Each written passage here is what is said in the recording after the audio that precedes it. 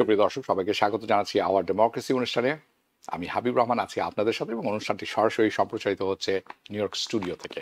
আমরা আজ বিভিন্ন বিষয় নিয়ে কথা বলবো বরাবরের মতো, এবং আমেরিকার এই অস্থির রাজনৈতিক প্রেক্ষাপট, শাটডাউন, কেলেঙ্কারির একটি ব্যাপার থাকবে, সেটিও আলোচনা থাকবে, কেন সেটি জেনে নেবেন কিছুক্ষণের মধ্যে, এবং রাজনৈতিক অঙ্গনে উত্তেজনা যেগুলো বেশ কিছু হিসাব কিতাব অন্যভাবে সাজাচ্ছে, সেটাও আমরা আলোচনা করব। প্রথমেই থাকবে যেই সর্বশেষ যে গভর্নমেন্ট শাটডাউন, এখানে আসলে শাটডাউন তো শেষ হলো, আসলে কে জিতলো কে হারলো, কারা এরা?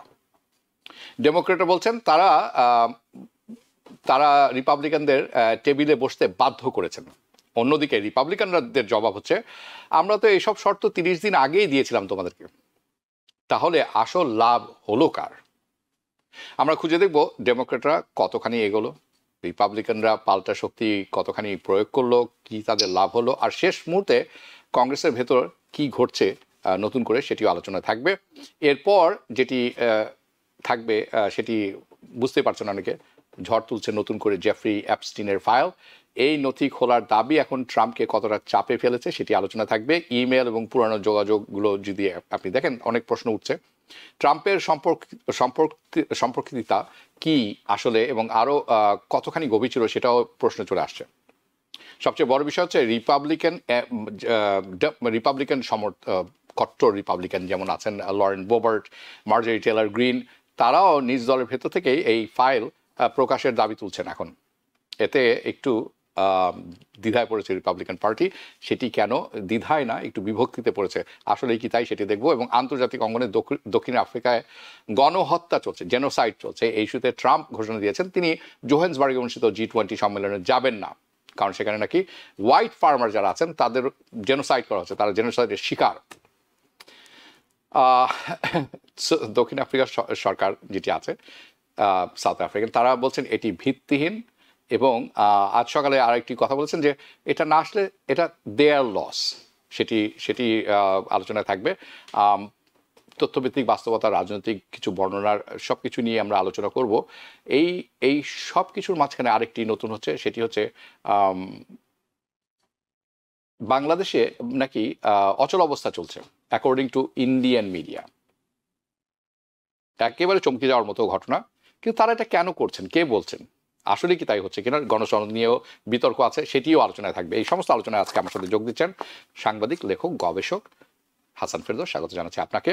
আমাদের সাথে আরও আছেন জয়নাল আবেদিন, স্বাগত জানাচ্ছি আপনাকেও। উনি হচ্ছেন president of Bangladeshi association advocacy group, স্বাগত জানাচ্ছি আপনাকেও। ওকে, আশা করি আপনারা দুজনেই শুনতে পাচ্ছেন এবং দুজনেই ভালো আছেন, আলহামদুলিল্লাহ। হাসান ফেরদৌস, আপনাকে দেখে মনে হচ্ছে you are actually ready to go to a baseball game, or you are actually in the dugout throwing pitch just to warm up. Okay, so আপনাকে দিয়ে শুরু করব। চলুন, এই যে শাটডাউন হলো, আসলে এই শাটডাউন শেষ হলো, খুব ভালো কথা, সেনেটে পাশ হলো, হাউসে গেল, সেটিও পাশ হলো, এখন সরকার সচল হয়েছে। অনেকে মনে করছেন খুব ভালো হয়েছে, we are back to pavilion. আসলে কি না, এটি একটি বড় ব্যাপার, আসলে কি আমরা ব্যাক টু নর্মাল লাইফে কিনা। এই শাটডাউনে আরেকটি বড় প্রশ্ন আসছে, অনেকে মনে করছেন ডেমোক্রেটরা খুব ভালো অবস্থানে ছিলেন, এবং সেই অবস্থান থেকে তারা নতি স্বীকার করেছেন। তো আসলে এই যে শাটডাউনের নাটকটা শেষ হলো, এখানে আসলে বিজয়ী হলো কে, ডেমোক্রেট না রিপাবলিকান? এবং এর রাজনৈতিক সুবিধা আসলে কারা নেবেন বলে আপনি মনে করেন? আমি ভাই অনেক ধন্যবাদ, সবাইকে শুভেচ্ছা। আমাদের মাথায় রাখতে হবে, প্রথম প্রশ্ন করব আমরা যে এই শাটডাউনটা কেন হয়েছিল। জি, আমরা জানি ডেমোক্রেটরা দাবি করেছিল যে আগামী বছরের যে বাজেট, সে বাজেটে ACA বা অ্যাফোর্ডেবল কেয়ার অ্যাক্ট, যাকে আমরা ওবামা কেয়ার বলে জানি, তার জন্য যে নতুন বাজেটে সাবসিডি প্রত্যাহার করা হয়েছে, সেই সাবসিডি রিস্টোর করা হোক, পাশাপাশি মেডিকেয়ার এবং মেডিকেইডের জন্য সাবসিডি বা বরাদ্দ ফেরত আনা হোক। অন্য কথায় ডেমোক্রেটরা চেয়েছিল পুরো ফোকাসটা যেন মার্কিন যুক্তরাষ্ট্রের ভেঙে পড়া স্বাস্থ্য ব্যবস্থার উপরে থাকে। ফোকাসটা ছিল অন হেলথ কেয়ার। ট্রাম্প সাহেবের বিগ বিউটিফুল বিলের ফলে দাঁড়াচ্ছে যে প্রায় 20 মিলিয়ন মানে 2 কোটি মানুষ এসি এর সুবিধা থেকে বঞ্চিত হবে। এসি এর সাবসিডি তুলে নেওয়া মানে যে লোকটা এখন 150 টাকা ব্যয় করে সে বছরে প্রায় 2,500 টাকা ব্যয় করতে বাধ্য হবে। এই পরিমাণ ব্যবধান। এবং আরো মজা হচ্ছে যে যে 20 মিলিয়নের কথা বললাম আমি এই এসিএ থেকে সবচেয়ে সুবিধা পায় তার অধিকাংশই কিন্তু রেড স্টেটস বা রিপাবলিকান নিয়ন্ত্রিত স্টেটস গুলিতে। অন্যদিকে মেডিকেইডের ফলে যদি মেডিকেইডের সাবসিডি তুলে নেওয়া হয় তার ফলে প্রায় 4 কোটি মানুষ ক্ষতিগ্রস্ত হবে। এইটি ছিল প্রধান যুক্তি ডেমোক্রেটদের যে এই এই এই ভেঙে পড়া স্বাস্থ্য ব্যবস্থাকে ধরে রাখতে হবে, তাকে ভেঙে পড়তে দেওয়া যাবে না, সাবসিডি ফিরিয়ে আনতে হবে। 43 দিন পরে শাটডাউন বন্ধ হলো। আমরা কি পেলাম, কি কমিটমেন্ট পেলাম আমরা রিপাবলিকানের কাছ থেকে? তারা কি সাবসিডি ফেরত দিয়েছে?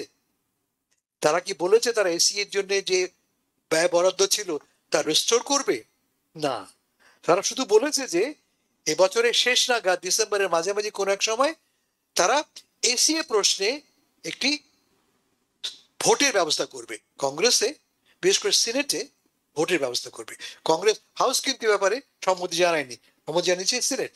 তারা যাক হাউসও এ ব্যাপারে ভোট দেবে, কিন্তু ভোট দেওয়া মানে কিন্তু গ্যারান্টিড না যে এই টাকাটা রেস্টোর হবে। এই টাকাটা যে ফিরে আসবে তার জন্য যে ভোটের প্রয়োজন সে ভোট ডেমোক্রেটদের নেই। ফলে অনায়াসেই ভোটাভুটি হলে ট্রাম্পের সমর্থকেরা কংগ্রেসে এবং সেনেটে এই সাবসিডি প্রত্যাহার করে নিতে পারে। অন্য কথা ফলাফলটা হবে 0 ফর ডেমোক্রেটস। কেমন পলিটিক্যাল, তাহলে কি লাভটা হলো?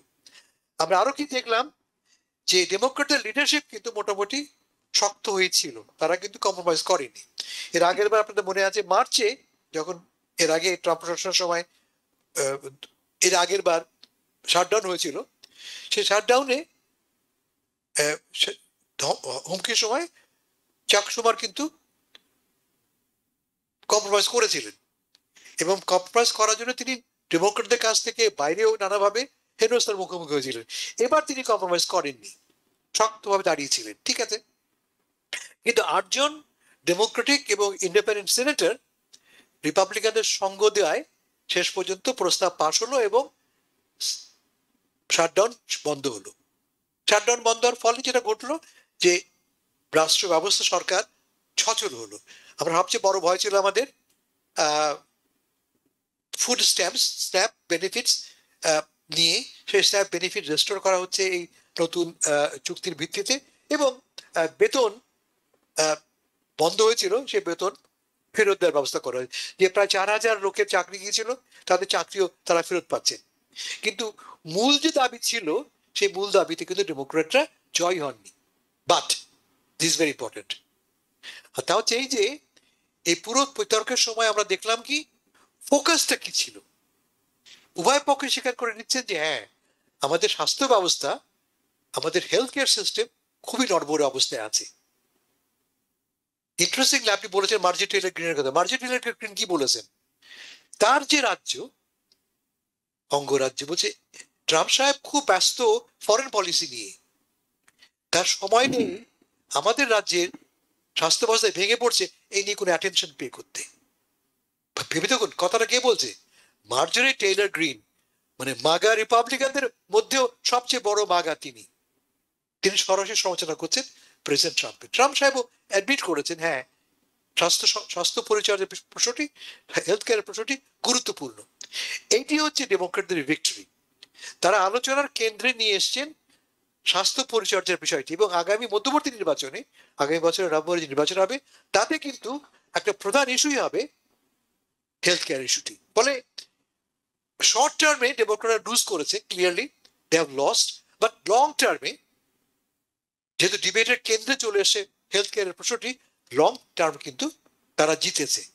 শেষ কথা বলছি আমি, লক্ষ্য করে দেখবেন যে তর্ক উঠেছে এই মুহূর্তে যে ডেমোক্রেটরা যারা নেতৃত্বে আছেন হাকিম জেফরিজ, চাক শুমার, তারা তাদের দলকে এক রাখতে পারছেন না। 8 জন দল ছুট হলো।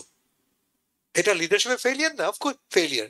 ফলে দাবি উঠেছে যে এই যে নেতৃত্ব দুর্বলতা তার দূর করার জন্য নতুন নেতৃত্বের রো খান্না রিপাবলিকান ডেমোক্রেটিক ক্যালিফোর্নিয়াতে নির্বাচিত ডেমোক্রেট সদস্য, তিনি সরাসরি দাবি করেছেন যে এদের দিয়ে হবে না, we need new leadership, new blood, সরাসরি বলেছেন। এবং আরো অনেকেই এই দাবির সঙ্গে একমত।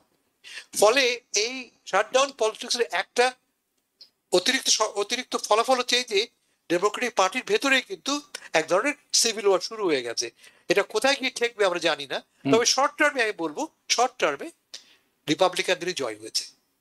ওকে, সো সো ছোট ছোট একটি প্রশ্ন আমি আসলে প্রথমে বলে দেওয়া উচিত ছিল, তারপর আমি একটু আপনি যদিও বলে দিয়েছেন যে কয়েকটি বিষয় উল্লেখ করেছেন, শর্ট টার্মে রিপাবলিকানরা জয় হয়েছেন, কিন্তু এই যে মেনেই তো নিলেন তারা, তো 30 দিন আগে একই জিনিস তাদেরকে অফার করা ছিল, তখন তো তারা মানলেন না, তো এখন সেটি এসে মেনে নিলেন। আপনি যদিও বলেছেন মিড টার্মে এটির এফেক্টটা পড়তে পারে, এবং আপনি বলেছেন যে হেলথ কেয়ারের যে ব্যাপারটি এটা এখন ফোর ফ্রন্টে আসলো সবার, এটাও একটি ব্যাপার। আরেকটি ব্যাপার উল্লেখ করেছেন যেটা আমার মনে হয় একটু কিছুক্ষণ পরে আমরা আরো ডিটেলস আলাপ করবো, সেটা হচ্ছে যে ডেমোক্রেটিক পার্টির মধ্যে একটি রব উঠেছে নেতৃত্ব পরিবর্তনের। আমার মনে হয় this is the biggest thing Democratic পার্টির, কারণ মৃতপ্রায় পার্টি এটি মানুষের দয়ায় এবং যে যে ক্যান্ডিডেটদের রাখা হয়েছিল এই নভেম্বরের ইলেকশনে তাদের উপর ভর করে পার হয়ে গেছে, ডেমোক্রেটিক পার্টির কোনো আদর্শের কারণে নয়। আর আর রিপাবলিকান পার্টির উন্মাদনা আছেই, সেটি বাদ দিলাম। আমি যাব জয়নুল আবেদিন আপনার কাছে। এই শাটডাউনের যে যে ভবিষ্যতের মানে বাজেট আলোচনায় আপনি কি মনে করেন, এই কারণ ডিসেম্বরে একটি হতে যাচ্ছে যেটি হবে অ্যাফোর্ডেবল কেয়ার অ্যাক্ট নিয়ে, এবং জানুয়ারিতেও আরেকবার হবে, রাইট? কিন্তু আমার কথা হচ্ছে আপনি কি মনে করেন তখন ডেমোক্রেটরা একটু ভালো জায়গায় থাকবে, নাকি এই যে দ্বন্দ্বের কথা আপনি শুনলেন এখন হাসান ফেরদৌসের কাছে, এই দ্বন্দ্বের কারণে সেটা থেকেও তারা আসলে জয়ী হতে পারবে না? বাই দ্য ওয়ে, যিনি জয়ী হন, জয়ী হওয়াটা দরকার কিন্তু সাধারণ মানুষের জন্য। সো যে দলই জয়ী হোক, সাধারণ মানুষের জন্য জয়টা আনতে হবে। অ্যাফোর্ডেবল কেয়ার অ্যাক্ট যার কারণে আমরা সুবিধা পাই, সেটি অনেক বড় ব্যাপার। এদেশে অনেকে বলে আপনি না খেয়ে থাকতে পারবেন, কিন্তু আপনার মেডিকেল সুবিধা যদি না থাকে আপনি কিন্তু বাঁচবেন না। সো আপনি কি মনে করেন ডেমোক্রেটাই এখানে শক্তি বাড়াতে পারবে, তারা একসাথে আসতে পারবে, নাকি এই দ্বন্দ্বের মধ্যে থেকে তারা কোনো ফায়দাই লুটতে পারবে না, যে ডিসেম্বরে এবং জানুয়ারিতে যে ব্যাপারটি আসতেছে সামনে? জি, ধন্যবাদ সবাইকে, টিভিএন 24 এর দর্শক শ্রোতাদের। যে বিষয়টি আমরা লক্ষ্য করেছি যে রিপাবলিকান দলের রাউন্ডফল কিন্তু তাদেরকে সাপোর্ট দেননি। পক্ষান্তরে 7জন ডেমোক্রেট এবং একজন ইন্ডিপেন্ডেন্ট সমর্থন দেওয়ার কারণে এই বিলটা পাশ হচ্ছে। তো এতে বোঝা গেল যে রিপাবলিকানরা, যেই হাসান ভাই যে কথাটা সুন্দরভাবে উপস্থাপন করেছেন, যে হেলথ কেয়ারের যে বিষয়টা, এটা একটা বার্গেনিং টিপস যেটা মিড টার্ম ইলেকশনে অত্যন্ত গুরুত্বপূর্ণ ভূমিকা রাখবে ডেফিনেটলি, এবং সেই বিষয়টা সামনে এসে গেল। যদিও আমরা আপাত দৃষ্টিতে মনে করছি যে ডেমোক্রেটরা কিছুই পায়নি, তবে এই যে আলোচনায় বসবে এই কথাটা কিন্তু তখন ছিল না। এটা হচ্ছে একটা নূতন সংযোজন। আরেকটি বিষয় যে এখানে যে ডেমোক্রেটদের লিডারশিপের মধ্যে যে একটা স্থবিরতা ছিল, এখন আমার মনে হয় ডেমোক্রেট লিডারশিপটা নড়ে চড়ে বসবে। কারণ ইতিমধ্যেই আমরা যদি নিউ ইয়র্কের দিকে তাকাই, নিউ ইয়র্কের যিনি চাকসুমান, উনি হচ্ছেন মানে কংগ্রেসের বিরোধী দলীয় নেতা। তো উনার বিরুদ্ধে অলরেডি যাকে শোনা যাচ্ছে যে আগামী দিনে উনাকে চ্যালেঞ্জ মোকাবেলা করতে হইতে পারে, সেটা হইলো ডেমোক্রেট দলীয় যে মানে রিপ্রেজেন্টেটিভ কংগ্রেসের এওসি আলেকজান্ডার অকাসিও কর্টেজ।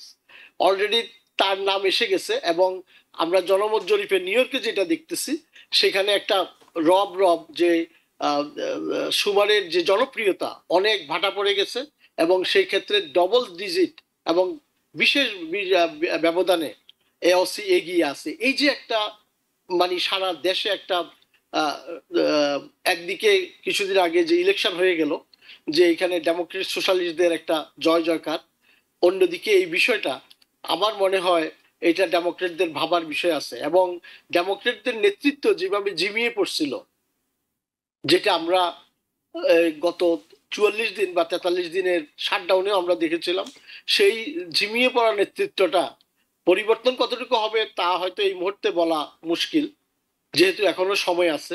কিন্তু ঝিমিয়ে পড়া নেতৃত্বটা যে চাঙ্গা হবে বা চাঙ্গা করতে বাধ্য হবে, এই দলের মধ্যে যেই বিভাজন সৃষ্টি হয়েছে এইটাকে যদি তারা রিকুপ করতে না পারে তাহলে এটার মাসুল তাদেরকে দিতে হবে, এটাও আমরা বলতে পারি। জি, অসংখ্য ধন্যবাদ। আমি হাসান ফেরদৌস যাচ্ছি আপনার কাছে। প্রসঙ্গ জেফরি অ্যাপস্টেইন, এই ফাইল দুটি ভাগে ভাগ করবো আমি। আচ্ছা, প্রথম এর হচ্ছে, আগে আমি 10 সেকেন্ড শুধু এটুকু বলতে চাই যে পলিটিকো যে রিপোর্টটা করছে সেখানে দেখা যাচ্ছে যে এই যে শাটডাউনটার ফলে $15 বিলিয়ন আমেরিকার অর্থনীতির ক্ষতি হয়েছে এবং 0.8 থেকে 1% জিডিপিতে এফেক্ট করবে। তো আলটিমেটলি আমরা যে জনগণের যে ভোগান্তি, এখানে দুইটি দলের যে মাসল আমরা দেখলাম, তবে জনগণের যে জয় হয় নাই এটা আমরা বলতে পারি। যদি স্বাস্থ্য সেবাটা ফ্রন্টে নাই আসছে ঠিকই, এবং সেটার যদি এটা সুরাহ হতো আমরা হয়তো এন্ড অফ দ্য টানেলে একটা আলো দেখতাম, সেটা আমরা দেখতে পাচ্ছি না। Good point, very good point, very good point. হ্যাঁ, সে জিডিপি যদি 0.8% পিছিয়ে যায়, দ্যাটস 1% বেসিকলি, ইটস হিউজ, অনেক বড় ব্যাপার। ওকে, হাসান ফেরদৌস, যেটি বলছিলাম জেফরি অ্যাপস্টেইনের ফাইল প্রকাশের ব্যাপার, এটি অনেক দিন ধরেই শুনছেন মানুষজন। অনেকে আছেন এখন একদম নির্লিপ্ত হয়ে গেছেন, এটা তাদেরকে আর ভাবায় না। কেন ভাবায় না সেটা অন্য কথা, সেটি অল্প একটু আলোকপাত করতে পারেন সেই ব্যাপারটাতে। কিন্তু এটি যদি প্রকাশ হয়ে যায়, এই ফাইলটি, তাহলে এটা ডোনাল্ড ট্রাম্পের রাজনৈতিক অবস্থান কোথায় নিয়ে যাবে, কতখানি ক্ষতিগ্রস্ত হতে পারে বলে আপনি মনে করেন? আরেকটি ব্যাপার হচ্ছে, তার চেয়েও উদ্বেগের ব্যাপার হচ্ছে রিপাবলিকান পার্টিরই দুজন আছেন, লরেন বোবার্ট, মার্জরি টেইলর গ্রিন। তারা কিন্তু কট্টর, আপনি কিছুক্ষণ বলেন না যে আমরা অনেক সময় বাংলাদেশের প্রসঙ্গে বলে থাকি শেখ হাসিনার কতখানি আওয়ামী লীগার, কাদের সাহেব তার চেয়েও বড় আওয়ামী লীগার, সেরকম অনেকটা ব্যাপার। যে ট্রাম্প আর কত বড় Republican, Taylor Greene and Boebert, they are the biggest Republican, অনেকটা এরকম। সো এই দুজনের মতো কট্টরবাদী যারা আছেন তারা নিজ দল থেকে বলছেন যে ফাইলটি প্রকাশ করা উচিত, তার দাবি তুলছেন। এটা আসলে কিসের একটা ইঙ্গিত বলে আপনি মনে করেন? রিপাবলিকান পার্টির মধ্যে সাধারণত আমরা এরকম দেখি না। ভাই, আজকের যে তর্কটা এখন উঠেছে তার একটা কনটেক্সট আছে। কনটেক্সট হচ্ছে এই মুহূর্তে এই যে ডোনাল্ড ট্রাম্প আগের যে কোনো সময়ের চেয়ে অনেক বেশি দুর্বল, অনেক বেশি কম জনপ্রিয়। এই মুহূর্তে ডোনাল্ড ট্রাম্পের অ্যাপ্রুভাল রেটিং অ্যাবাউট 37%। একটা সিটিং প্রেসিডেন্টের অ্যাপ্রুভাল মাত্র 37%। 65% আমেরিকা মনে করছে যে পথে দেশ চলছে সঠিক পথে চলছে না। এবং এই যে ডোনাল্ড ট্রাম্প আনপপুলার, তার এফেক্ট তো পড়বে ডাউন ব্যালটে। তার এই যে আগামী বছর নভেম্বর নির্বাচন হবে, তার ফল ভোগ করবে কারা? এই মার্জরি টেইলর গ্রিনরা, তার মতো আরো অসংখ্য রিপাবলিকান কংগ্রেস সদস্যরা বা সিনেটররা। ট্রাম্প সাহেব একটা কথা ভালো বলেছেন, তা হচ্ছে যে এই যে 2 সপ্তাহ আগে নির্বাচন হয়ে গেল, আমি বলি প্রাক মধ্যবর্তী নির্বাচন, যাতে 3টা রাজ্যে দেখলাম আমরা ডেমোক্রেটরা জয়লাভ করলো। তার প্রধান কারণ দুটি, একটা হচ্ছে অ্যাফোর্ডেবিলিটি ইস্যু, ইকোনমি, আর 2 ডোনাল্ড ট্রাম্প। ট্রাম্পের আনপপুলারিটি তার দলের সদস্যদের টিকে থাকার ক্ষেত্রে একটা সমস্যা হয়ে পড়েছে, এটা একটা ব্যাপার। 2 নম্বর, মাগা রিপাবলিকানরা ট্রাম্পকে একজন প্রায় নবীর পর্যায়ে বিবেচনা করে। কোন অপরাধ নেই, তার গায়ে কোনো দাগ লাগতে পারে না, তিনি সবকিছুর ঊর্ধ্বে। এবং তিনি বলেছিলেন যে ক্ষমতায় তিনি আসলে এই এপস্টিন ফাইল তিনি উন্মোচন করবেন, ওপেন করে দেবেন। তিনি কতটা শুদ্ধ তা প্রমাণের জন্য তিনি অনেকবার বলেছেন, নিজে থেকেই বলেছেন, প্রণোদিত হয়ে। কেন দিচ্ছেন না? এ প্রশ্ন শুধু ডেমোক্রেট তুলছে না, রিপাবলিকানরাও তুলছে। এর সঙ্গে যুক্ত করুন আপনি আর একটা ব্যাপার, আর তা হচ্ছে যে ট্রাম্প ক্রমান্বয়ে তার দৃষ্টি আমেরিকা থেকে সরিয়ে বৈদেশিক ব্যাপারে ফোকাস করছেন। এই মার্জরি টেইলর গ্রিনই বলেছে যে ট্রাম্প সাহেবের সময় নেই আমাদের নিয়ে ভাববার। He is too busy with foreign policy, he is too busy with meeting foreign leaders.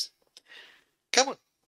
আরো ইন্টারেস্টিংলি, গত 2 দিন আগে তিনি লরা ইনগ্রামের সঙ্গে এক সাক্ষাৎকারে ফক্স নিউজে কি বলছেন, যে তিনি $1 লক্ষ বিনিময়ে বিদেশি ভিসা বিক্রি করছেন, তো হাইটেক লোকদের আনবার জন্য। কেন এটা আপনি কেন করছেন? ট্রাম্প সাহেব বলছেন, we don't have enough talents, আমাদের পর্যাপ্ত ট্যালেন্ট নেই। এই কথা বলাতে মাগা সমর্থকরা কিন্তু ক্ষিপ্ত হয়েছে, যেটা কিরকম কথা, তুমি তো আর আমেরিকা ফার্স্ট পলিসির অনুসরণ করছো না, আমাদের ট্যালেন্ট নেই বলে তুমি যে ঢোল পেটাচ্ছ, এটা ঠিক নয়। তার মানে একাধিক ক্ষেত্রে ট্রাম্পের জনপ্রিয়তা ক্ষুণ্ণ হচ্ছে। নতুন যে এপস্টিন ফাইল উন্মোচন করেছে ডেমোক্রেটরা, তাদের কাছে থাকা, তাতে আমরা কি পাচ্ছি? তা দেখতে পাচ্ছি আমরা যে ট্রাম্প এবং এপস্টিন দীর্ঘদিন বন্ধুত্ব সূত্রে আবদ্ধ। ট্রাম্প, এপস্টিন এক জায়গায় বলছে 2019 সালের কথা বলছে যে Trump new about the girls, মানে এপস্টিন যে সমস্ত অল্প বয়সী মেয়েদের নিয়ে গান বাজনা করতো, এপস্টিন আইল্যান্ডে ফুর্তি করতো, Trump new about it.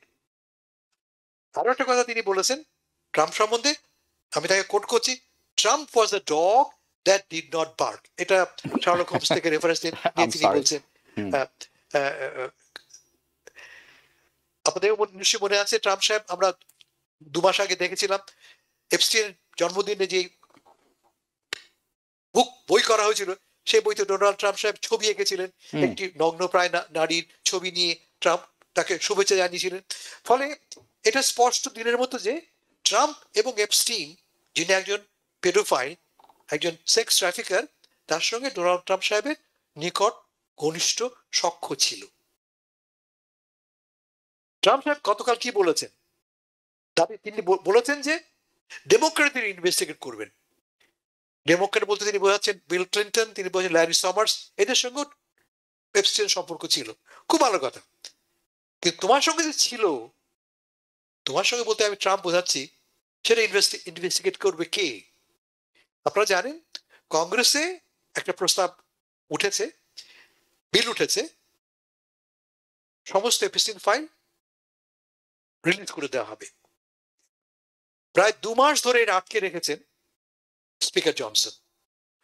Interestingly 218 জন লাগে পিটিশন সাবমিট করতে, যে পিটিশন ডিসচার্জ পিটিশন বলে। যদি জনসন নিজে প্রস্তাব উত্থাপন না করেন, সেক্ষেত্রে সদস্যরা নিজেরাই ডিসচার্জ পিটিশনের মাধ্যমে প্রস্তাব উত্থাপন করতে পারে, যে প্রস্তাবকে অস্বীকার করার ক্ষমতা জনসনের নেই, স্পিকারের নেই। ইউ নিড 218 মেম্বার্স এই প্রস্তাবে সমর্থন করতে। সর্বশেষ সমর্থন পেয়েছি আমরা কার কাছ থেকে? অ্যারিজোনা থেকে নির্বাচিত ডেমোক্রেটিক কংগ্রেস ওয়ামেন, সদ্য তিনি নির্বাচিত হয়েছেন, কিন্তু তাকে এই এতদিন প্রায় 50 দিন তাকে শপথ গ্রহণ করা হয়নি। কারণটা কি? যাতে করে 218 জন না হতে পারে। এখন এই শাটডাউন বন্ধ করার সুবাদে কংগ্রেস খুলতে হয়েছে, সেই কংগ্রেস ওয়ামেনকে শপথ নেওয়া হয়েছে, এবং ফলে তার স্বাক্ষর পাওয়ার পর কংগ্রেস আগামী সপ্তাহে সেই ডিসচার্জ পিটিশনের উপরে ভোট নেবে। ভোট নেওয়ার ফলে দ্যাটস এ ফার্স্ট স্টেপ। এই অসংখ্য ডকুমেন্ট রিলিজ করার প্রথম পদক্ষেপ আমরা পাচ্ছি এই সিদ্ধান্তের ভেতর দিয়ে। এরপরে যাবে সিনেটে। সিনেটে যে পাশ হবে তার কোনো গ্যারান্টি নেই, কিন্তু এর ফলে কি বোঝা গেল? তা হচ্ছে এই যে রিপাবলিকানদের ভেতরে ক্রমশ একটি ক্ষোভ ধুমায়িত হচ্ছে ট্রাম্পের বিরুদ্ধে। 4 জন রিপাবলিকান কংগ্রেস সদস্য এই প্রস্তাবে যুক্ত হয়েছেন ডেমোক্রেটদের সাথে। 4 জন, খুব বেশি নয়, বাট স্টিল এই মাগা রিপাবলিকানরা যারা এতদিন ট্রাম্পের সঙ্গে একদম অস্ত্রে পিছে বাঁধা ছিলেন, তারা দেখতে পাচ্ছি আমরা ক্রমশ ছুটে আসছেন। এবং এর long term, even mid term রাজনৈতিক প্রতিক্রিয়া হচ্ছে এই যে আমরা দেখবো যে যেখানেই ট্রাম্প সাহেব তাদের কাছে লায়াবিলিটি হবেন, যেখানেই ট্রাম্প সাহেব রিপাবলিকানের লায়াবিলিটি হবেন, দেখবেন সবাই সেখান থেকে দূরে থাকছে। আমি একটা এক্সাম্পল আপনাকে দিই। এই যে গত সপ্তাহের আগের সপ্তাহে যে নির্বাচন হয়ে গেল, আমরা বলি প্রি মিড টার্ম, এই 3টি রাজ্যে কোথাও কিন্তু ট্রাম্প একবারও যাননি এবং ইনভাইটেডও হননি। ভার্জিনিয়াতে নয়, নিউজার্সিতে নয়, নিউ ইয়র্কে নয়। উনি সমর্থন, খুব লিক ওয়ার্ম সমর্থন ব্যক্ত করেছেন তার রিপাবলিকান প্রার্থীদের প্রতি, এবং তারা যেটা ইনভাইট করেন, কারণটা কি? ডিস্টেন্স মেনটেন করছে from Trump. Trump is not helpful তাদের নির্বাচনী ক্যাম্পেইনে। এবং আমার ধারণা যে এই বিতর্ক, ট্রাম্পের চরিত্রের ব্যাপারে এই বিতর্ক, তাদের ট্রাম্পের প্রতি এই বিতৃষ্ণা এবং দূরত্ব রাখার চেষ্টা আরো বাড়াবে। That will help the Democrats in the next upcoming mid term elections. It's a good point. অনেকগুলি কথা বলেছেন, কিন্তু এই যে একটি কথা যেটি আমি জয়নাল আবেদিন আপনার কাছেও যাব, ভেরি ইম্পর্টেন্ট ইস্যু। সেটি হচ্ছে যে মানে এই অ্যাপস্টিন ইস্যুতেই রিপাবলিকানরা দের বিভক্তি আমরা দেখতে পাচ্ছি অনেকদিন পর। একটি গুরুত্বপূর্ণ তথ্য যেটা আমরা জানলাম এখন হাসান ফেরদৌসের কাছ থেকে, যেই মানুষ ছিলেন ম্যাগনেট, অর্থাৎ আমি রিপাবলিকান দলের প্রার্থী হয়ে নির্বাচনে দাঁড়িয়েছি, আমি চাই ট্রাম্প আমার জায়গায় আসুক, আমি চাই সে আমার জন্য প্রচারণা করুক, কিন্তু এবার দেখা যাচ্ছে উল্টা, যে এই লোক যদি আসে তাহলে তো আমার তো সর্বনাশ হওয়ার কিছু বাকি আছে, সেটাও থাকবে না। কাজে একে না আনাটাই বুদ্ধিমানের কাজ, যেমন কোমোও করেননি in new York city mayor ইলেকশনে। আর যাকে যাকে উনি সমর্থন দিয়েছেন সব কজনই মানে জলে গেছেন, শেষ। So the guy who makes king is no longer wanted. শুনতে খুব আশ্চর্য লাগছে, কারণ আমরা 1 বছরেরও কম সময়ের কথা বলছি তার এই সেকেন্ড টার্মে। আপনি কি মনে করেন এই বিভক্তি বা এই যে তার যে এখন যে যা অবস্থান তৈরি হচ্ছে এখানে, এটি কি 2026 সালের নির্বাচনে বড় ধরনের প্রভাব ফেলবে রিপাবলিকানদের জন্য? আচ্ছা, এখানে একটি বিষয় লক্ষণীয় যে ট্রাম্প যখন গতবার ক্ষমতা ছাড়েন তখন ওনার অ্যাপ্রুভাল ছিলেন 38%। জি। এই বর্তমান অ্যাপ্রুভাল হচ্ছে 37%, অর্থাৎ যদিও বেশি পার্থক্য না। ট্রাম্পের একটা স্ট্যান্ড ছিল যে ওনার যে একটা বেস আছে, বেসটা কিন্তু সবসময় একটা স্ট্রং ছিল এবং এই বেসে কেউ হাত লাগাইতে পারে না। কিন্তু এই অ্যাবস্টেইন কেসটা আমার কাছে মনে হচ্ছে যে ওই বেসটাতে একটা ধাক্কা দিয়েছে, এটা অলরেডি বোঝা যায়। কারণ হচ্ছে যেই অ্যাবস্টেইন ফাইলটা আগে রিলিজ করবে বলে বিভিন্নভাবে বলা হয়েছে, যেটি হাসান ভাই বললেন, সেই ফাইলটা যখন আটকিয়ে দেওয়া হলো এবং এখন সেটাকে ঢাকার জন্য ট্রাম্প ইজ ভেরি এক্সপিরিয়েন্স।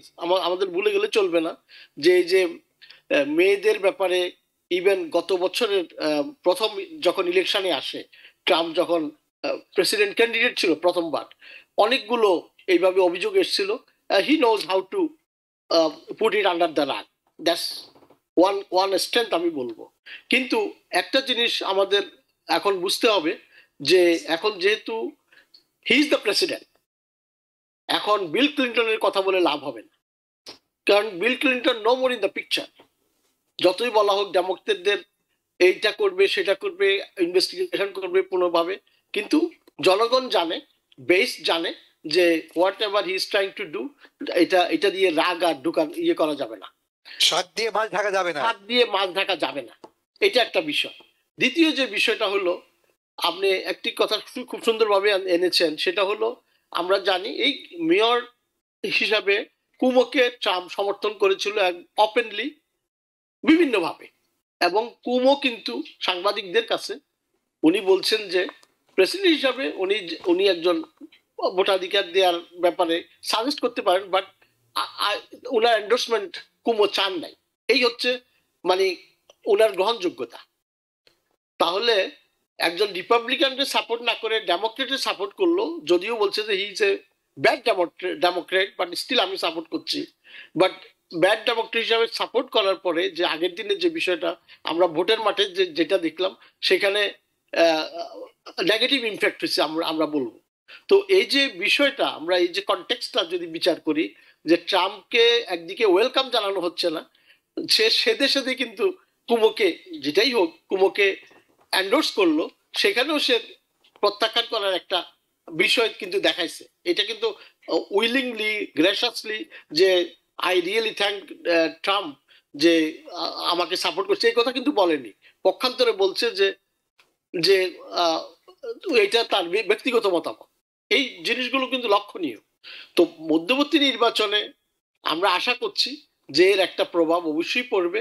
তবে একটা জিনিস ভুলে গেলে চলবে না, আমি আবারও মনে করে দিতে চাই যে Trump he knows how to put the things under the রাগ। যদি সেই ধরনের কিছু না হয়, এটার একটা ইফেক্ট আমরা কিন্তু ভোটের মাঠে দেখব। এবং গত সপ্তাহে যে ইলেকশনটা হলো, সেখানে অ্যাফোর্ডেবিলিটির পাশাপাশি ট্রাম্প ওয়াজ দ্য ফ্যাক্টর। যে কয়েকটা স্টেটে আমরা যে নির্বাচনগুলো দেখলাম, সেখানে Trump was on the ballot, এটা আমরা বলবো অ্যাফোর্ডেবিলিটির পাশাপাশি। জি, অসংখ্য ধন্যবাদ।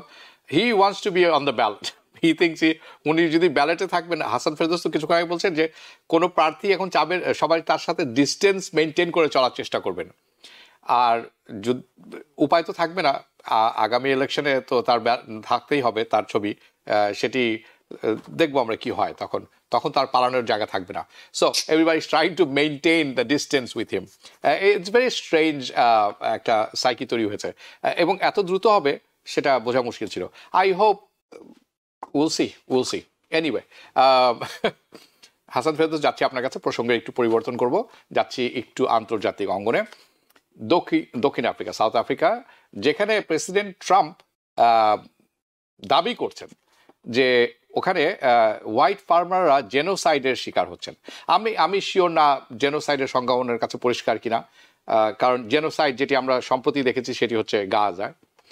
তো সেটি এই ব্যাপারটা আমাদেরকে একটু পরিষ্কার করে বোঝাবেন আপনি, আপনার কাছে যাব। এবং এই প্রসঙ্গে উনি বলেছেন উনি বর্জন করছেন, উনি G20 সম্মেলনে যাবেন না। কাজে দক্ষিণ আফ্রিকা সরকার, আর তার তো আর কিছু করার নেই, তারা বলছেন এই অভিযোগগুলো ভিত্তিহীন। আজ সকালে তারা বলেছেন যে আসলে it's a loss for America and Trump, এটি I saw it in Al Jazeera. তাহলে এই যে মানে হোয়াটস দ্য, মানে এটার বর্ণনাটা আপনি কিভাবে দিবেন আসলে? এটার কি কোনো বার্তা আছে, বা রাজনৈতিক উদ্দেশ্যটা কি আসলে? অ্যাবসলিউটলি ট্রাম্প সাহেব এটা ভেবেচিন্তেই করছেন। বক্তব্যটা কি, যে দক্ষিণ আফ্রিকায় শ্বেতকায় দক্ষিণ আফ্রিকানরা কালোদের শাসনের অধীনে গণহত্যার মুখোমুখি। আচ্ছা, এখন দেখা যাক অঙ্কটা কি, হোয়াট আর দ্য নাম্বারস। আমি সর্বশেষ আমি নাম্বার পেয়েছি, গত বছরে 27,000 মার্ডার হয়েছে দক্ষিণ আফ্রিকায়, ওভারঅল সাদা কালো সবাইকে মিলে। এর মধ্যে মাত্র 1% হচ্ছে কি হোয়াইট। 27,000 নিহত হয়েছে, তার মধ্যে 1% white.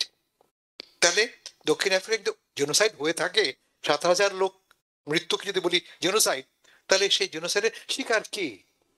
99% versus 1%। It's pretty simple. দক্ষিণ আফ্রিকা এখনো শ্বেতকায়রা দেশের অধিকাংশ জমির মালিক। এখনো অলমোস্ট 3 দশক চলে গেছে দক্ষিণ আফ্রিকায় শ্বেতকায়দের বর্ণবাদী আপারথাইড রেজিমের অবসান হয়েছে, কালো মানুষদের অধিকার এস্টাবলিশ হয়েছে। তারপরেও এখনো দক্ষিণ আফ্রিকার 2/3 ফার্মিং ল্যান্ড, যে জমিতে চাষ করা যায়, তা এখনো সরাসরি সাদাদের নিয়ন্ত্রণে। কেমন এই অবস্থা? ডোনাল্ড ট্রাম্প সাহেব সাদাদের স্বার্থ রক্ষা করবার জন্য 2টি ব্যবস্থা নিয়েছেন। এক, তিনি আন্তর্জাতিকভাবে আমাদেরকে বোঝাচ্ছেন, সবাইকে বার্তা দিচ্ছেন দক্ষিণ আফ্রিকায় সাদারা আক্রমণের শিকার, এবং সেজন্য তিনি খুব কনক্রিট ব্যবস্থা নিয়েছেন। সেটা কি? মার্কিন যুক্তরাষ্ট্রে দক্ষিণ আফ্রিকার শ্বেতকায়দের জন্য তিনি রাস্তা খুলে দিচ্ছেন, ভিসা তিনি উন্মুক্ত করছেন। আপনারা জানেন ইতিমধ্যেই প্রায় 3 ডজন দক্ষিণ আফ্রিকার শ্বেতকায় নাগরিক মার্কিন যুক্তরাষ্ট্রে বিশেষ ভিসা পেয়ে সেটেল করেছে। আর নতুন যে ভিসা নীতি চালু করা হয়েছে, আপনারা জানেন গত 2-3 সপ্তাহ আগে ঘোষণা করা হয়েছে, তাতে বলা হয়েছে কি, যে এই দেশে আগে যে পরিমাণ উদ্বাস্তু পলিটিক্যাল রিফিউজি আনা হতো, তা কমিয়ে মাত্র 7,500 আনা হচ্ছে। এবং তাতে কাকে প্রায়োরিটি দেওয়া হবে? দক্ষিণ আফ্রিকার শ্বেতকায়দের, পশ্চিম ইউরোপের অতি দক্ষিণপন্থী শ্বেতকায় খ্রিস্টান ভিন্ন মতাবলম্বীদের, এবং যেখানে খ্রিস্টানরা শ্বেতকায় খ্রিস্টানরা নির্যাতনের সম্মুখীন তাদেরকে। এই বার্তাটা কিন্তু যতটা বহির্বিশ্বের জন্য, ঠিক ততটাই দেশের ভেতরের জন্য। ট্রাম্প সাহেব তার ম্যাগা সাপোর্টারদের বলছেন, আমি তোমাদের প্রোটেক্টর। তোমাদের বলতে কি বোঝায়? এক, those who are Christian, B, those who are white, and C, those who are conservative. এটা হচ্ছে মাগা রিপাবলিকানদের identity, Christian, white and conservative. ঠিক এই পলিসির ভিত্তিতে কিন্তু এই দক্ষিণ আফ্রিকার ব্যাপারে ট্রাম্প সাহেবের নীতি ডিফাইন করা হয়েছে। কিন্তু আমি যেটা বুঝিয়ে বললাম আগে, এর সঙ্গে সত্যের কোনো সম্পর্ক নেই। It doesn't reflect the reality. সত্যকে অপলাপ করা হচ্ছে। G20 কার মিটিং? G20 বিশ্বের সবচেয়ে ধনী দেশগুলির মিটিং। যেখানে এতদিন পর্যন্ত মার্কিন যুক্তরাষ্ট্র 1 নম্বর ছিল, সেখানে এবার সেই মিটিং এ আমেরিকা অনুপস্থিত। ঠিক যেমন অনুপস্থিত আমেরিকা কপ মিটিং এ ব্রাজিলে ক্লাইমেট চেঞ্জ এর মিটিং হচ্ছে। তার মানে বিশ্ব জুড়ে আমাদের বলতে বলছে আমেরিকার যে আধিপত্য ছিল, আমরাই তা প্রত্যাহার করে নিচ্ছি। আমরা নো লঙ্গার বিশ্বের লিডার এই দাবি করতে পারি না আর। এর জন্য দায়রা যদি কারো থাকে তা হচ্ছে ডোনাল্ড ট্রাম্প সাহেবের। জি, অসংখ্য ধন্যবাদ জয়নাল আবেদিন। আর যাচ্ছি আপনার কাছে, আমরা হাসান ফেরদৌসের কাছে একটি কথা শুনলাম এখানে, সেটি হচ্ছে যে আমেরিকা আন্ডার ট্রাম্প গুটিয়ে নিচ্ছেন নিজেকে বিশ্ব থেকে। তো ডোনাল্ড ট্রাম্পের অনেকগুলো পলিসির মধ্যে একটি পলিসি হচ্ছে আমেরিকা ফার্স্ট, যেটি নিয়েও অনেকে সন্দেহ পোষণ করেন। কিছুক্ষণ আগে হাসান ফেরদৌস বলছিলেন ট্যালেন্টের ব্যাপারে, সেখানে যারা মাগা আছেন কট্টরপন্থী তারা পর্যন্ত অপছন্দ করছেন তার নতুন যে কনসেপ্ট এখানে। এখন G20 মতো সম্মেলনে যখন আপনি যান, দ্যাট রিচেস্ট কান্ট্রি, সবচেয়ে ধনী 20টি দেশ এখানে থাকে, তার মধ্যে কয়েকটি দেশ আছে যারা কিন্তু আবার যে ব্রিক্সেরও অংশ। তো এটি একটা আমেরিকার জন্য সুযোগ ছিল যে এই যে ব্রিক্স একটি প্রতিদ্বন্দ্বী হতে যাচ্ছে, সেই সব সমস্ত দেশের সাথে বসেও একটা আলোচনার ব্যাপার থাকে, নতুন একটি দ্বার উন্মোচন হয়। সেটি অনেকে মনে করেন যে এটি মানে উনি মিস করলেন। এবং এই যে তাদের বৈশ্বিক যে নেতৃত্বের ব্যাপারটি, এটিও শূন্যতা তৈরি হচ্ছে, মানে আমেরিকা ছাড়াও চলবে এরকম একটা ব্যাপার তৈরি হয়ে যাচ্ছে কিন্তু। হ্যাঁ, তাহলে এই যে দেশে বিদেশে এসব বিতর্ক একসাথে মিলিয়ে আপনি কি মনে করেন যে আন্ডার ট্রাম্প একটি নতুন রিঅ্যালাইনমেন্ট হচ্ছে? যদি হয়ে থাকে সেটি কার সাথে? এই সাউথ আফ্রিকার সাথে, নাকি সেটি শুধুমাত্র ইউকের সাথে? সেরকমও তো আমি দেখছি না। আপনি কি মনে করেন? এখানে বিষয়টা আমাদের বুঝতে হবে যে আমেরিকার যে কথাটা আপনি আগে বললেন যে বিশ্ব নেতৃত্ব থেকে মনে হয় যেন কিছুটা সরে আসছে। কারণ এই যে G20, এখানে 80% অফ গ্লোবাল ইকোনমিক যে সিদ্ধান্তগুলো হয়, ট্রেড, তারপরে 275% of global trade, 80% of global economy এবং 2/3% অফ ওয়ার্ল্ড পপুলেশন এই G20 যেটা প্রভাব বিস্তার করে, সেখানে আমেরিকা অ্যাবসেন্ট। এবং 2026-এ আমেরিকা নেতৃত্ব দেওয়ার কথা, ইনস্টিড অফ এখন যেভাবে জোহান্সবার্গে হচ্ছে, আগামী বছর সেটা ইউএসএ তে হওয়ার কথা, যার জন্য একটা এমটি চেয়ারে রাখা হবে। এমটি চেয়ারে সেটা সাউথ আফ্রিকার প্রেসিডেন্ট অলরেডি বলছে। এবং যে বিষয়টা হলো যে হোয়াইট সুপ্রিমেসি বা হোয়াইটদেরকে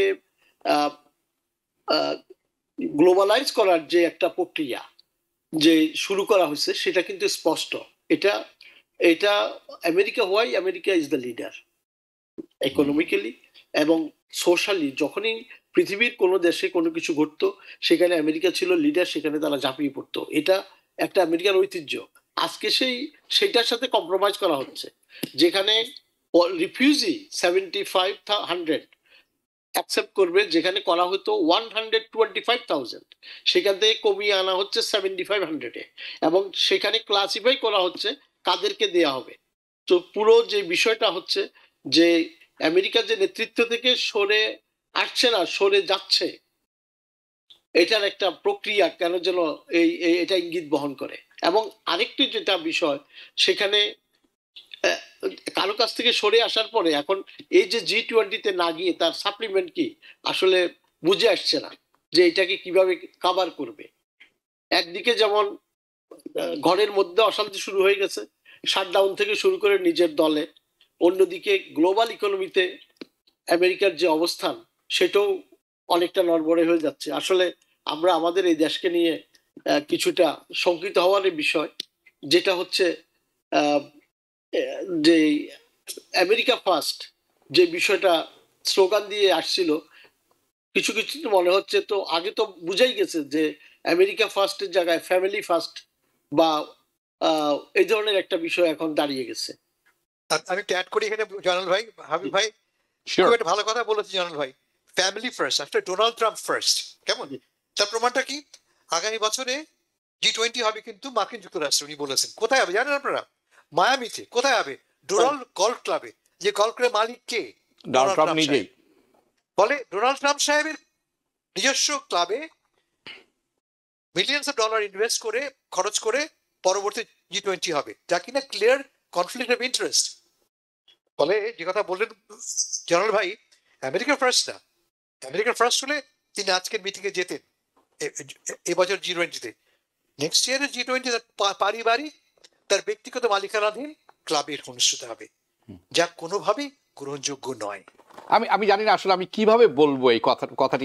আমি দর্শক আপনারা যারা দেখছেন, আমার মনে হয় আপনারা এটা হৃদয়ঙ্গম করতে পারছেন। কারণটা কি, একজন প্রেসিডেন্ট একটা হোটেল ওন করতেই পারেন, কিন্তু একটি রাষ্ট্রীয় সম্মেলন বা বৈষয়িক সম্মেলন তার হোটেলেই হতে হবে, তাকে পে করে হতে হবে।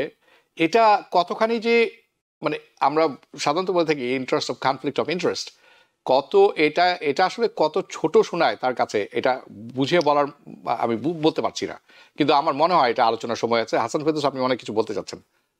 না, আমি জয়নুল আবেদিন, আপনি কিছু বলতে চাচ্ছেন? না, যেটা হাসান ভাই যেটা ক্লিয়ার করলেন যে উনার যে ক্লাবে হবে সে কথাটা আমি বলতে ভুলে গিয়েছিলাম। উনি সেটা বলাতে জিনিসটা আরো স্পষ্ট হলো যে হাউ ফ্যামিলি ফার্স্ট, যেখানে প্রায়োরিটি পাচ্ছে জাস্টের চাইতে নিজের ফ্যামিলি। আমরা গতবার যেটা দেখেছি, গত প্রেসিডেন্সিয়াল টাইমে উনার হোটেলে, যেটা ওয়াশিংটনের হোটেল যেটা ছিল, সেখানেও লোকজন থেকে সেখানে রেভিনিউ উনি আর্ন করছে।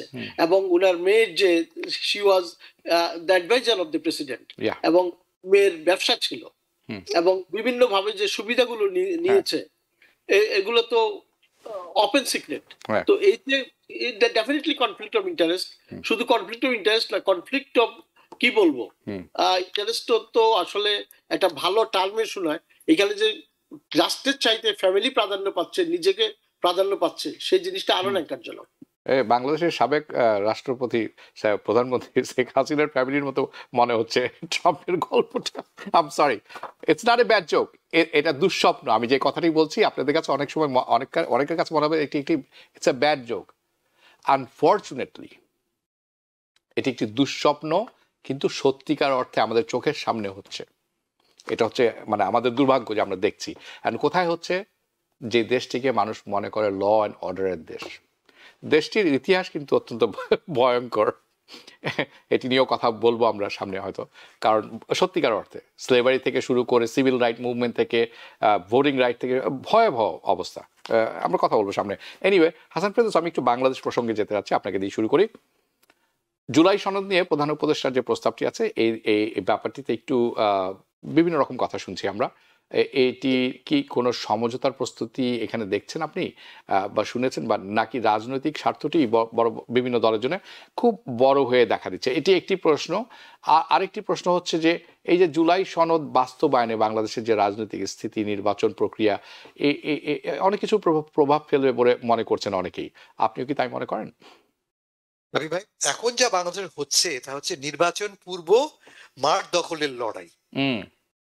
নির্বাচন পূর্ব মাঠ দখলের লড়াই। আমরা কি জানি, প্রতিটি বড় দলই কিন্তু কম বেশি এই মাঠ দখলের লড়াই না, চিফ অ্যাডভাইজারের যে প্রস্তাব তা কম বেশি প্রত্যাখ্যান করেছে। আচ্ছা।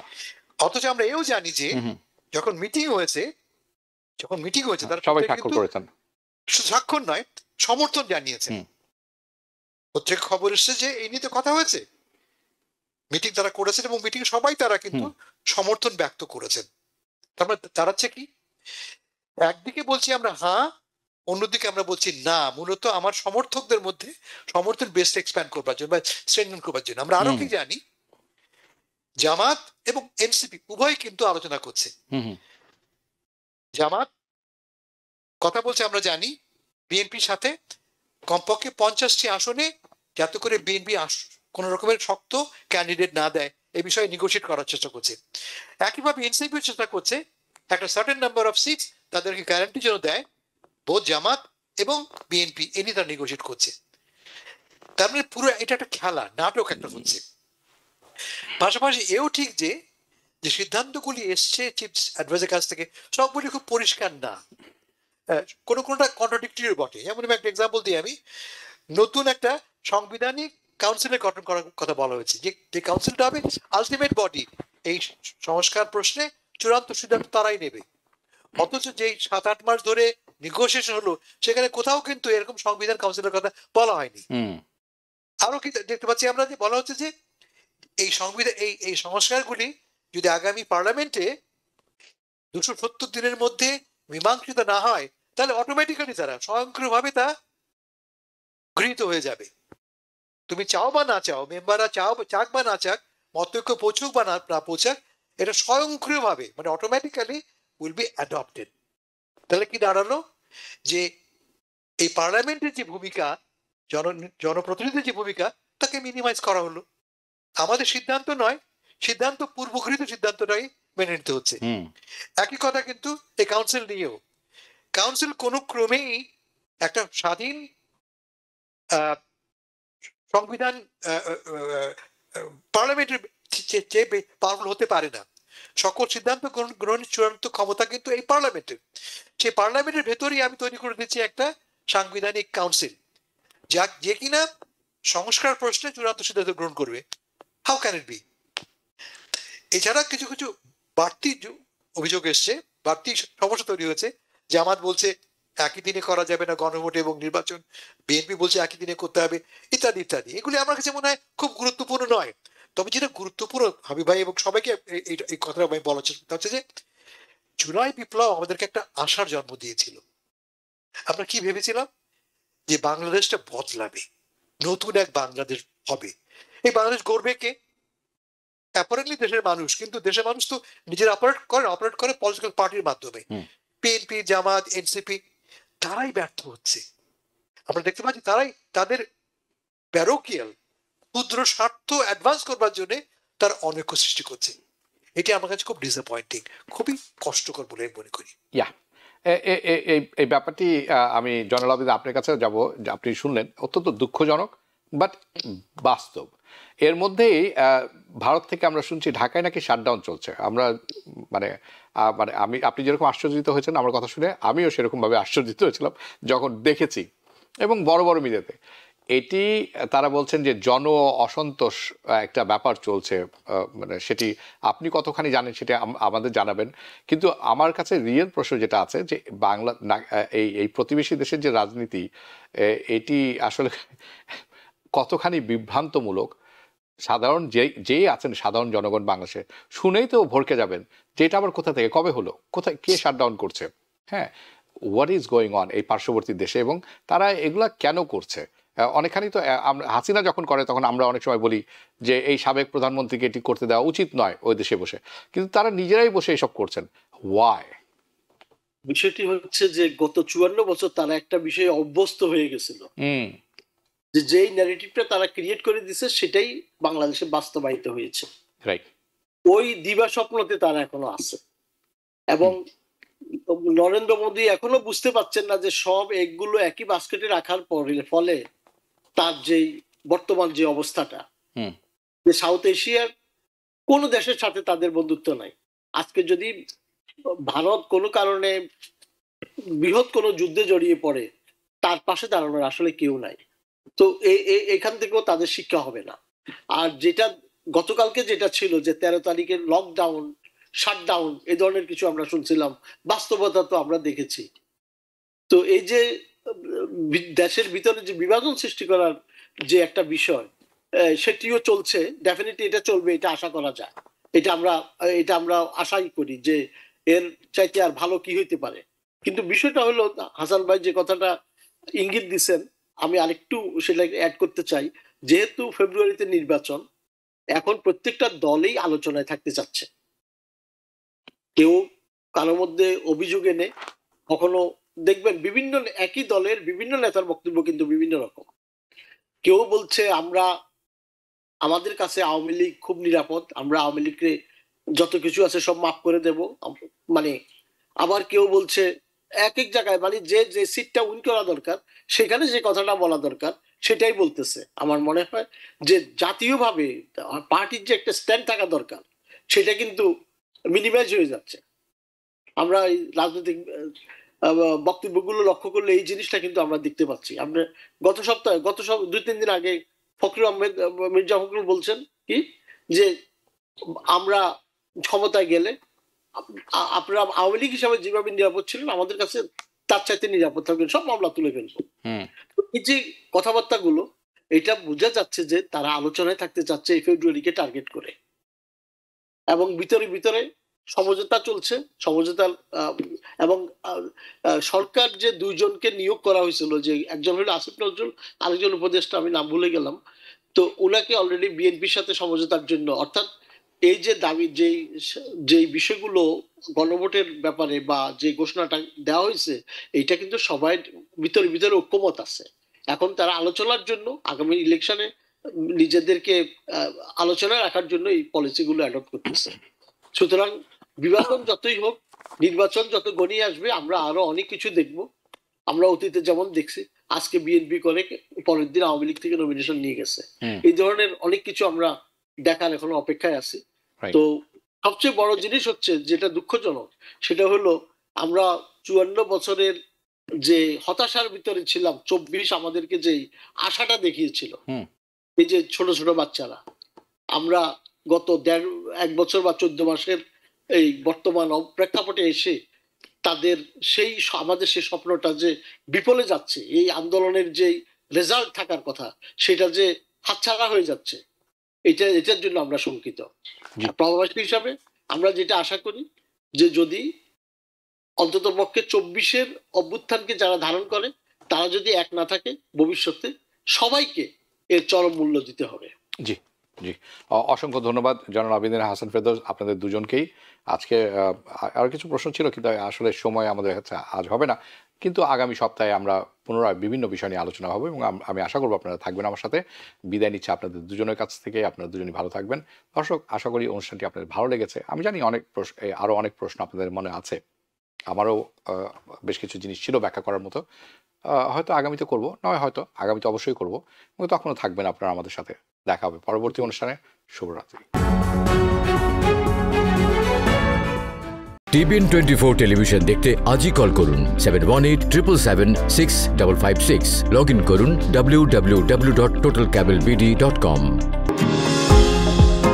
নিউ ইয়র্ক থেকে সম্প্রচারিত TBN 24 টেলিভিশন বিশ্বজুড়ে বাঙালির কণ্ঠস্বর।